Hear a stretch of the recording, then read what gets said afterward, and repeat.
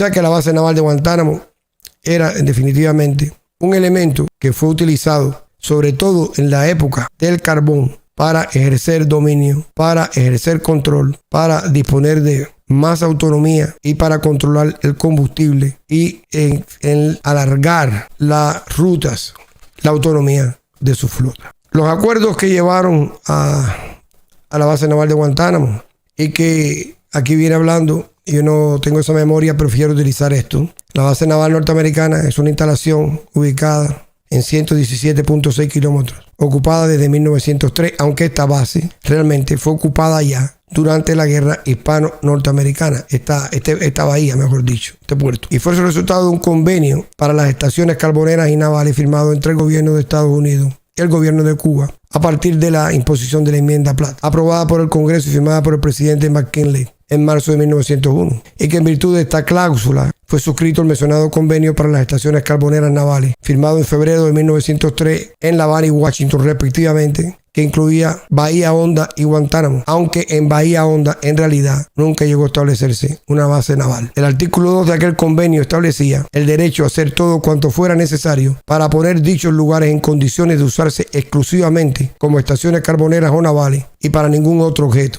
En adición a este convenio de febrero de 1903, el 22 de mayo de ese mismo año se firmó el Tratado Permanente de Relaciones entre Cuba y Estados Unidos, en que las 8 cláusulas de la enmienda Platt son tomadas textualmente y convertidas en los artículos del tratado. Debo mencionar aquí que también en algún momento, luego de que Estados Unidos consideró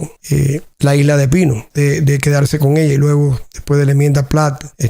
prácticamente se dejó para Cuba. También en algunos momentos, sobre todo en la de Pino, existía bastante inversión norteamericana y norteamericanos allí. Una idea también en ese extremo de la isla era la posibilidad de poner bases carboneras. En más de un lugar de Cuba se consideró bases carboneras, aunque legalmente y bajo contrato la única base es la base naval de Guantánamo, que se estableció este convenio, este contrato entre el gobierno de Cuba y de los Estados Unidos. Así que 21 años más tarde, en 1934, en el espíritu de la política del buen vecino, con Franklin Delano Roosevelt, se firma un nuevo tratado de relaciones entre la República de Cuba y Estados Unidos. Estados Unidos derogaba el acuerdo de 1903 y con ello la enmienda Platt, pero quedaba excluida la base de Bahía Honda como posible base y se mantenía la base naval de Guantánamo y las normas que la regían. El arreglo suplementario estipulaba que Estados Unidos pagaría a la República de Cuba por el arrendamiento de 117.6 kilómetros cuadrados, es decir, 11.700 hectáreas, que incluyen gran parte de una de las mejores bahías del país, la suma de $2.000 anuales, primero en moneda de oro, y que después se convirtió a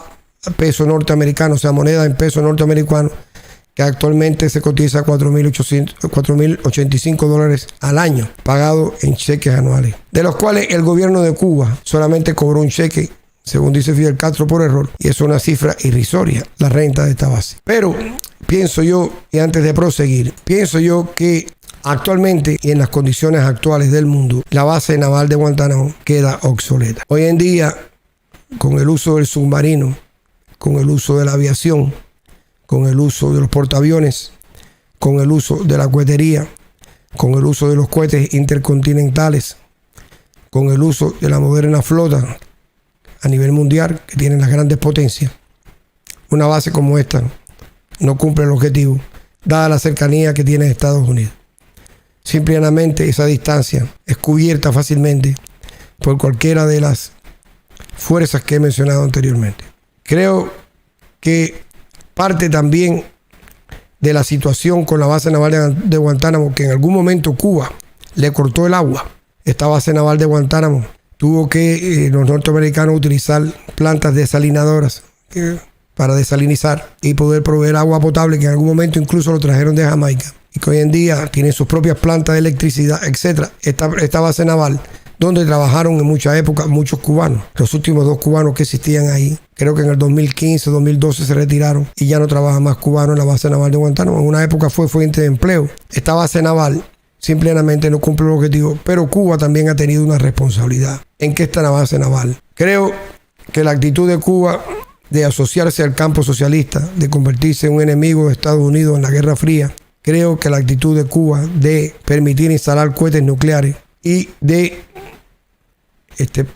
pasar a ser un país que ha fomentado guerrillas y guerras internacionales y ha participado en guerras en diferentes países participado en guerras en Etiopía, en Angola, en Granada, ha hecho también que el gobierno norteamericano decida mantener esa base como persuasión. Si bien esta base no cumple un objetivo hoy en día, políticas opuestas, confrontaciones y la persuasión de esa presencia norteamericana en la isla es una espina para Cuba, pero también una responsabilidad para el castrismo, que desaprovechó la oportunidad de un socio comercial y de unas negociaciones de muchas de estas bases que hoy en día han sido desmanteladas en el mundo, lo cual incluso hemos visto en el Canal de Panamá. Quiero pasar algunas gráficas adicionales. Esta es la base naval de Guantánamo. Esta es la base naval de Guantánamo. Los dos acuerdos que se firmaron, uno el 16 de febrero de 1903 y el otro el 2 de julio de 1903.